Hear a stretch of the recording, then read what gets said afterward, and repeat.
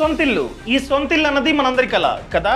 మనలో చాలా మంది హోమ్ లోన్ తీసుకుని ఇంటిని కొనుక్కుంటూ ఉంటాం లేదా కట్టుకుంటూ ఉంటాం. ఎవరైతే హోమ్ లోన్ తీసుకుందాం అనుకుంటున్నారో వాళ్ళకే ఈ వీడియోని ఖచ్చితంగా మీరైతే చూడాలి. ఎందుకంటే ఈ వీడియోలో భాగంగా ప్రెజెంట్ ఏ బ్యాంకు అతి తక్కువ వడ్డీ రేటుకి హోమ్ లోన్ ని ఆఫర్ చేస్తుంది, ఫిక్స్డ్ రేట్ అంటే ఏంటి, ఫ్లోటింగ్ రేట్ అంటే ఏంటి, అదే విధంగా ప్రాసెసింగ్ ఫీ అంటే ఏంటి, ఫోర్క్లోజర్ చార్జెస్ అంటే ఏంటి, ప్రీపేమెంట్ చార్జెస్ అంటే ఏంటి, ఇవన్నీ చెప్తా.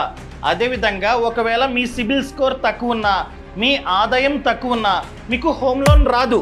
సో సిబిల్ స్కోరు ఆదాయం తక్కువ ఉన్నా కూడా ఎక్కువ హోమ్ లోన్ రావాలంటే ఏం చేయాలో కూడా పిన్ టు పిన్ మీకైతే చెప్తా.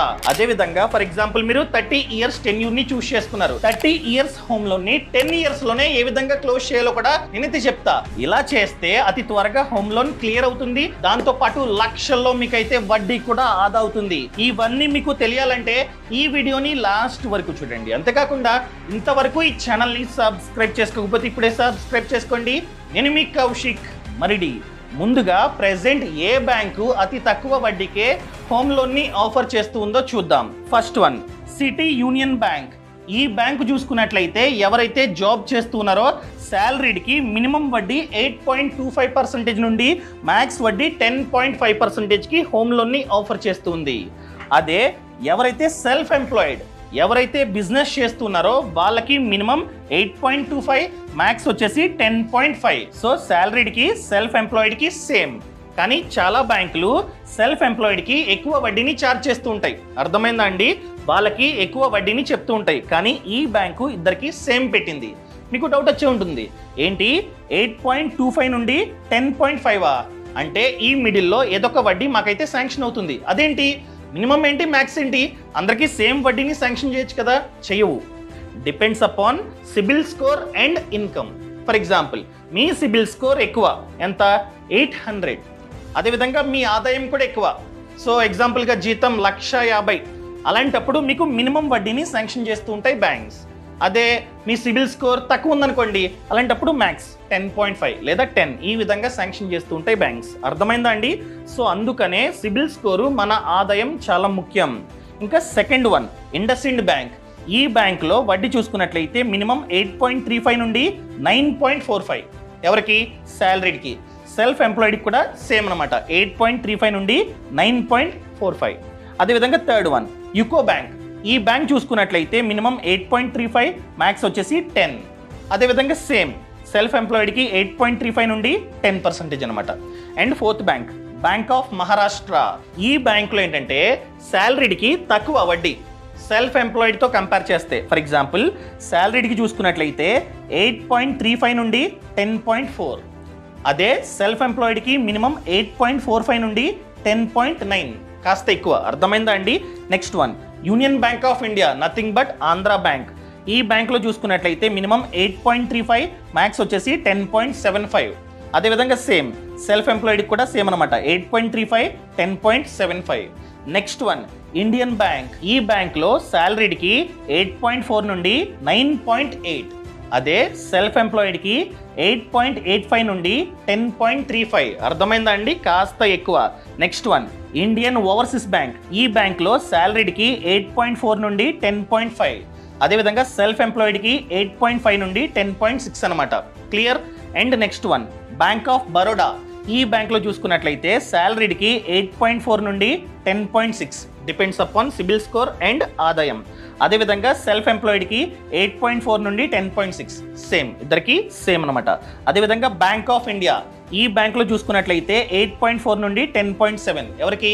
శాలరీకి. అదేవిధంగా సెల్ఫ్ ఎంప్లాయిడ్కి 8.4 నుండి 10.85 వరకు ఉంది వడ్డీ. అర్థమైందా అండి? అదేవిధంగా last one tenth bank IDBI bank. ఈ బ్యాంక్లో శాలరీకి మినిమం 8.45, మ్యాక్స్ వచ్చేసి 10.75. అదేవిధంగా సెల్ఫ్ ఎంప్లాయిడ్కి 8.55 నుండి 12.25% వరకు వడ్డీ అయితే ఉంది. ఇంకా మిగతా బ్యాంకులు ఉన్నాయి, కానీ ఈ మిగతా బ్యాంకులు ఈ బ్యాంక్స్తో కంపేర్ చేస్తే ఎక్కువ వడ్డీకి ఆఫర్ చేస్తూ ఉన్నాయి హోమ్ లోన్ని. సో నేను చెప్పింది టాప్ 10. అర్థమైందా అండి? సో వీటిని మీరైతే కన్సిడర్ చేయొచ్చు. ఈ వడ్డీ రేట్లు 2 టైప్స్. ఒకటి ఫిక్స్డ్, ఇంకొకటి ఫ్లోటింగ్. ఫిక్స్డ్ అంటే ఏంటి?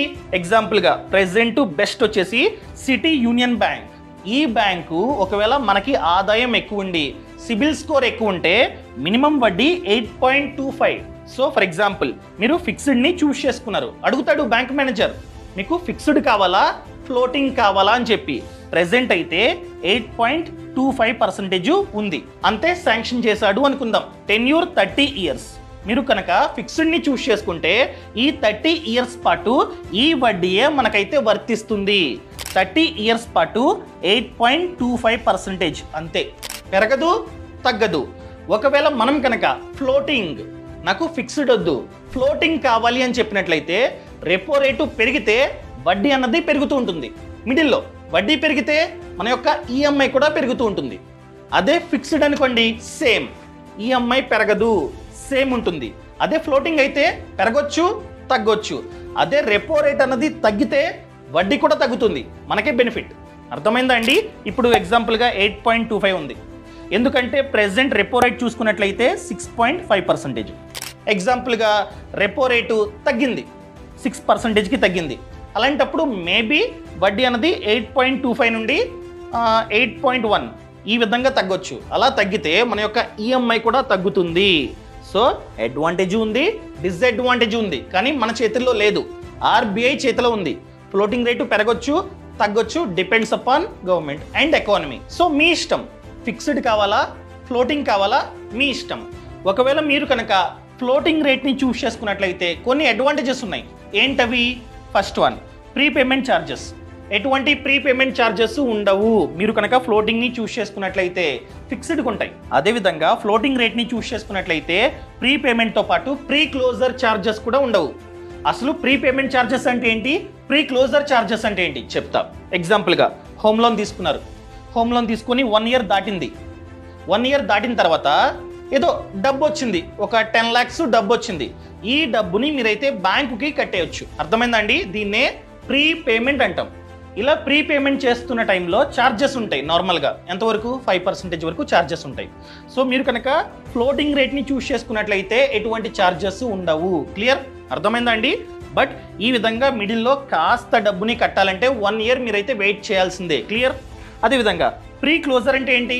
ఎగ్జాంపుల్గా బాకీ 10 lakhs ఉంది, ఇంకా హోమ్ లోన్ బాకీ 10 lakhs ఉంది. సో 10 lakhs డబ్బు వచ్చింది, బోనస్ లేకపోతే ఏదో డబ్బు వచ్చింది. ఈ డబ్బు అంతా కట్టేసి ఉన్న హోమ్ లోన్ని క్లోజ్ చేసుకోవచ్చు. దాన్నే ప్రీ క్లోజర్ అంటాం. సో అది కూడా జీరో. నార్మల్గా అయితే ఛార్జెస్ ఉంటాయి, ఎంతవరకు? Up to 5%.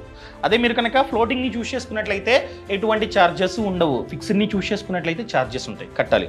అర్థమైందండి? సో క్లోజర్ చేస్తున్నారు, 10 lakhs మీరు కట్టేస్తున్నారు. ఈ 10 lakhs మీద అప్ టు 5% ఎక్స్ట్రా ఛార్జ్ అనమాట. అంటే టెన్యూర్ కంటే ముందుగానే క్లోజ్ చేస్తున్నందుకు ఛార్జ్ అనమాట. అర్థమైందండి? దీన్ని మీరైతే మైండ్లో పెట్టుకోండి. దాంతోపాటు ప్రాసెసింగ్ ఫీ అంటే ఏంటి? బ్యాంకు మనకి లోన్ ఇస్తున్నందుకు ఛార్జ్. ఇది అప్ టు 5% వరకు ఉంటుంది. కొన్ని బ్యాంకులు 1, 2%, 3% ఈ విధంగా ఛార్జ్ చేస్తున్నాయి. కొన్ని బ్యాంకులు ఎటువంటి ప్రాసెసింగ్ ఫీని ఛార్జ్ చేయట్లే. మీరు ఫిక్స్డ్ని చూస్ చేసుకున్నా ఫ్లోటింగ్ని చూస్ చేసుకున్నా ఇది ఎక్స్ట్రాగా కట్టాల్సిందే. అర్థమైందా అండి? సో ఏ బ్యాంక్ అయితే అతి తక్కువ వడ్డీకి హోమ్ లోన్ని ఆఫర్ చేస్తుందో, ప్లస్ ఏ బ్యాంక్ అయితే తక్కువ ప్రాసెసింగ్ ఫీని ఛార్జ్ చేస్తుందో ఆ బ్యాంకులో మీరైతే హోమ్ లోన్ని తీసుకోండి.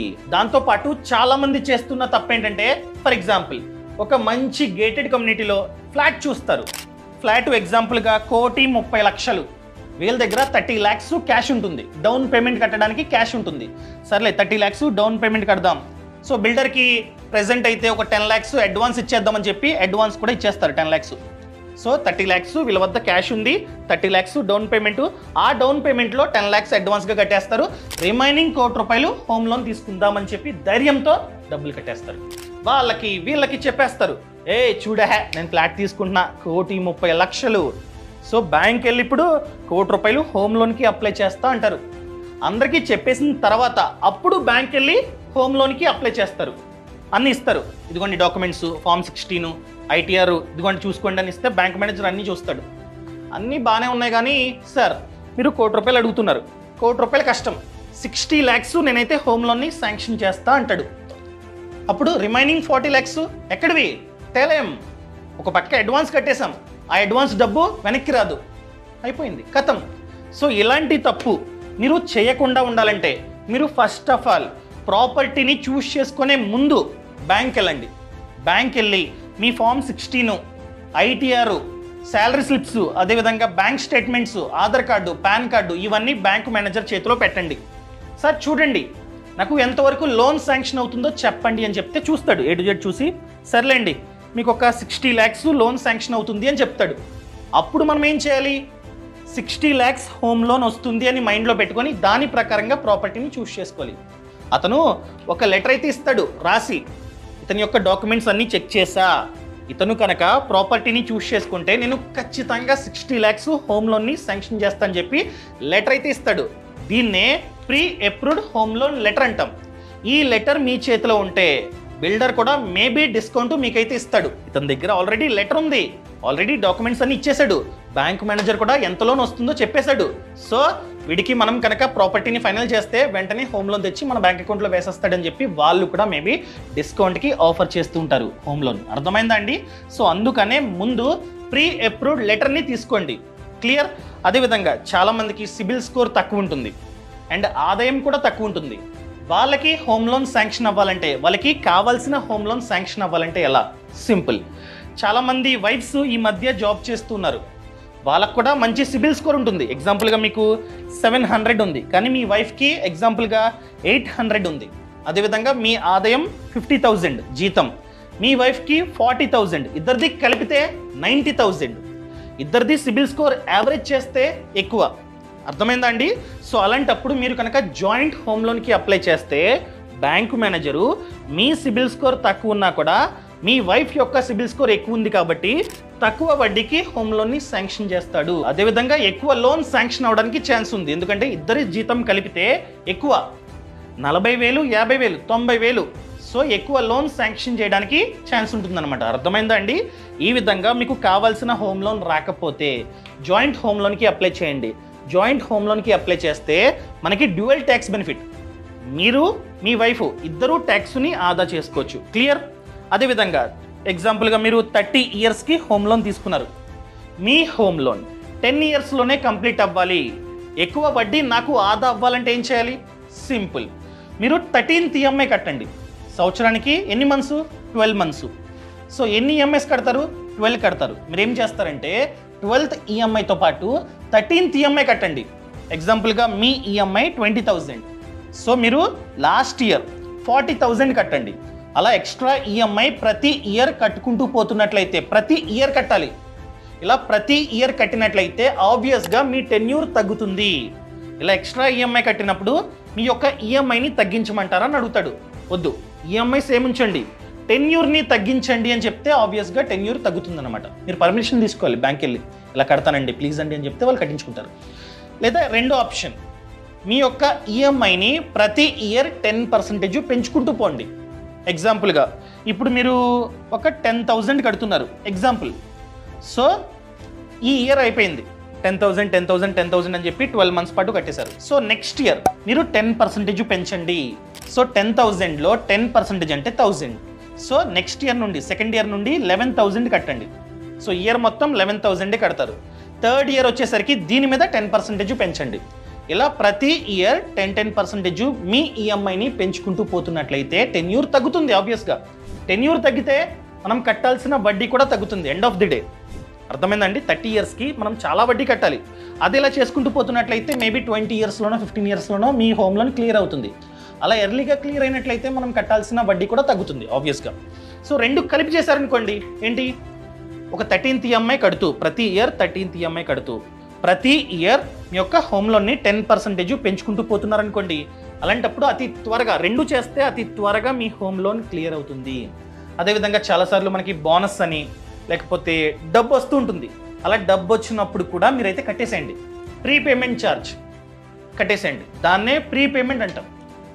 1 year తర్వాత మీరు ఎప్పుడైనా కట్టేసుకోవచ్చు అనమాట. ఇలా కట్టుకుంటూ పోతున్నట్లయితే డబ్బు వచ్చినప్పుడల్లా కట్టుకుంటూ పోతున్నా కూడా మీ యొక్క టెన్యూర్ అన్నది తగ్గుతుంది. సో వడ్డీ కూడా తగ్గుతుంది. అర్థమైందా అండి? అండ్ మెయిన్ థింగ్ అండి, మనమందరం మన ఫ్యామిలీ కోసం బ్రతుకుతూ ఉంటాం. రేపు మనకి ఏదైనా జరిగితే మన ఫ్యామిలీ సిచ్యువేషన్ ఏంటి, ఏమవుతుంది? వాళ్ళు రోడ్డు మీద పడాల్సిన సిచ్యువేషన్. మన పిల్లలు అప్పటి వరకు మంచి స్కూల్లో చదువుతూ ఉంటారు, తర్వాత మనం లేకపోతే వాళ్ళు గవర్నమెంట్ స్కూల్కి వెళ్ళాలి.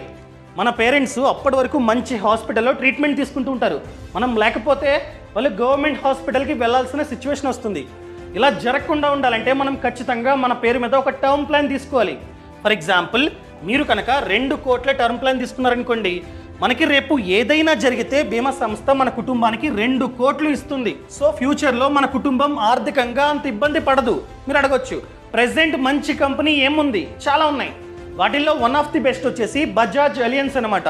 ఎందుకంటే వీళ్ళ యొక్క క్లెయిమ్ సెటిల్మెంట్ రేషియో 99.23% కంటే ఎక్కువ ఉంది, విచ్ ఇస్ వెరీ గుడ్. అదేవిధంగా సాల్వెన్సీ రేషియో కూడా ఎక్కువ ఉంది. ఎలా కొనుక్కోవాలి? నేను కింద డిస్క్రిప్షన్లో పక్కన కామెంట్స్లో లింక్ ఇచ్చా. ఆ లింకుని క్లిక్ చేస్తే ఈ విధంగా వస్తుంది. సో కోటి టర్మ్ ప్లాన్ మంత్కి 583 రూపీస్ మాత్రమే, depends upon your age. Me age తక్కువైతే ₹1 టర్మ్ ప్లాన్ 583 పర్ మంత్. అదేవిధంగా ఈ వెబ్సైట్ ద్వారా మీరు కనుక కొనుక్కుంటే ఫస్ట్ ఇయర్ ప్రీమియంలో 17% వరకు డిస్కౌంట్ ఉంది. సో ఎలా కొనుక్కోవాలి? ఇక్కడ మీ సమాచారం అంతా ఇచ్చి మీరైతే కొనుక్కోవచ్చు అనమాట. సరిగ్గా ఇవ్వండి, ప్రతిదీ ఇన్ఫర్మేషన్ కరెక్ట్గా ఉండాలి. అదేవిధంగా free health management services up to 14,000 per year. ఇంత డబ్బు మనకైతే ఆదా అవుతుంది. ఈ సర్వీసులన్నీ ఫ్రీగా వస్తాయి. సో మీకు చెప్పా 17% డిస్కౌంట్ అని చెప్పి. సో చూడొచ్చు మీరు. సో ఆన్లైన్ పర్చేస్, ఆన్లైన్లో కొంటున్నారు కాబట్టి 6% నార్మల్గా డిస్కౌంట్. అదేవిధంగా మీరు first time life insurance policy తీసుకుంటున్నట్లయితే ఎక్స్ట్రాగా 5% డిస్కౌంట్. అదేవిధంగా మీరు కనుక డబ్బు అన్నది అనగా ప్రీమియం అన్నది ఆటోమేటిక్గా కట్ అయ్యేటట్టు పెట్టుకుంటే 1% ఎక్స్ట్రాగా డిస్కౌంట్ అనమాట. మీరు కనుక శాలరీడ్ అయితే ఎక్స్ట్రాగా 5% డిస్కౌంట్. ఇదంతా కలిపితే 17% వరకు డిస్కౌంట్ మనకైతే వస్తుంది. ఇక్కడ main thing claim settlement ratio 99.23%, which is very good అనమాట.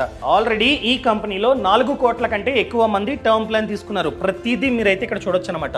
సో అన్ని బెనిఫిట్స్ ఉన్నాయి. ఎగ్జిట్ ఎర్లీ ఆప్షన్ ఉంది. అదేవిధంగా ప్రీమియం హాలిడే, పొరపాటున కట్టడం మర్చిపోయినా కూడా మనకి ప్రీమియం హాలిడే అన్నది వర్తిస్తుందన్నమాట. అదేవిధంగా ట్యాక్స్ని మనమైతే ఆదా చేసుకోవచ్చు. ఇలా ప్రతి బెనిఫిట్ని మనమైతే పొందవచ్చు, ఇంక్లూడింగ్ యాక్సిడెంటల్ డెత్ బెనిఫిట్ అనమాట. ప్రతిదీ ఉంది. వేవర్ ఆఫ్ ప్రీమియం కూడా ఉందన్నమాట. ఒకవేళ మీరు కనుక కొనుక్కుందాం అనుకున్నట్లయితే ఈ వెబ్సైట్ లింక్ అనేది కింద డిస్క్రిప్షన్లో ఇచ్చా, పక్కన కామెంట్స్లో ఇచ్చా. సో దాన్ని క్లిక్ చేయగానే ఈ పేజ్ ఓపెన్ అవుతుంది. సో డీటెయిల్స్ అని ఇచ్చి మీరైతే పాలసీని తీసుకోండి. All the best. సో మీకు కనుక హోమ్ లోన్ గురించి మరింత సమాచారం కావాలంటే ఫ్రీడమ్ యాప్లో కోర్స్ ఉంది. ఏం కోర్స్? Home loan course. ఈ కోర్సులో భాగంగా మనకి ఖచ్చితంగా హోమ్ లోన్ శాంక్షన్ అవ్వాలంటే ఏం చేయాలి, ఎటువంటి డాక్యుమెంట్స్ని మనమైతే బ్యాంక్ వెళ్ళి సబ్మిట్ చేయాలి, A to Z ఉంటుంది. అదేవిధంగా 30 ఇయర్స్ టెన్యూర్ ఉన్న హోమ్ లోన్ 10 ఇయర్స్లోనే క్లియర్ అవ్వాలంటే ఏం చేయాలో కూడా కంప్లీట్గా ఉంటుందన్నమాట. సో ఇప్పుడే ఫ్రీడమ్ యాప్ని డౌన్లోడ్ చేసుకోండి. యాప్ లింక్ అదేవిధంగా హోమ్ లోన్ కోర్స్ లింక్ అన్నది కింద డిస్క్రిప్షన్లో పక్కన కామెంట్స్లో ఇచ్చా. పక్కన కామెంట్స్లో చూడండి హోమ్ లోన్ కోర్స్ లింక్. ఆ లింక్ని క్లిక్ చేస్తే హోమ్ లోన్ కోర్స్ అన్నది ప్లే అవుతుంది. సో అమౌంట్ కూడా చాలా తక్కువ, లెస్ దెన్ 500, అంతే, చాలా తక్కువ. సో చూస్తే మీకు క్లారిటీ వస్తుందన్నమాట.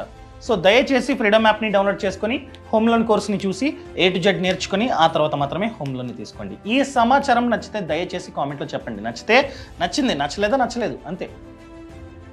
Thank you so much. Thanks for watching. జై హింద్.